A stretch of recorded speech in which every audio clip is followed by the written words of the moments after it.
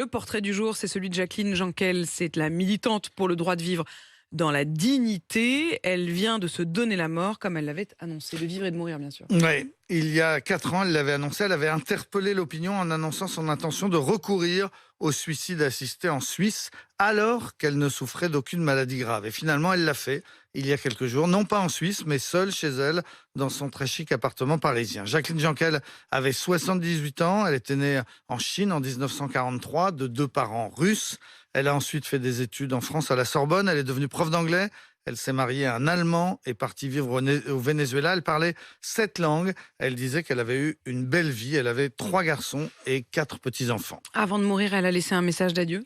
Oui, elle a publié sur son blog, hébergé par le journal suisse Le Temps, un blog qui s'appelle « La vieillesse est une maladie incurable ». Elle écrit « J'ai vécu la vie que je voulais vivre. La dépendance et la décrépitude me font plus peur que la mort. Je ne veux pas devenir vieille. C'est mon choix, mon droit aussi ». Elle explique que finalement, elle n'a pas besoin de partir en Suisse, s'exiler pour mourir, là où elle avait accompagné de nombreux Français, puisqu'elle était militante du suicide assisté. Elle n'a pas eu besoin d'y aller, grâce, dit-elle, à un bon produit barbiturique, le pentobarbital, interdit aux humains, mais autorisé pour les chiens.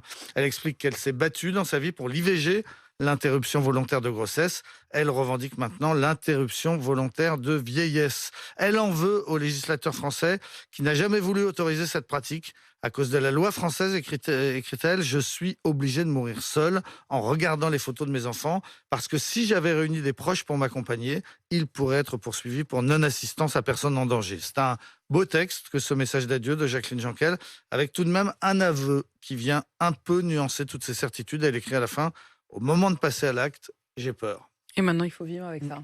C'est quand même étrange, y compris pour les proches, d'avoir entendu ça. J'ai peur.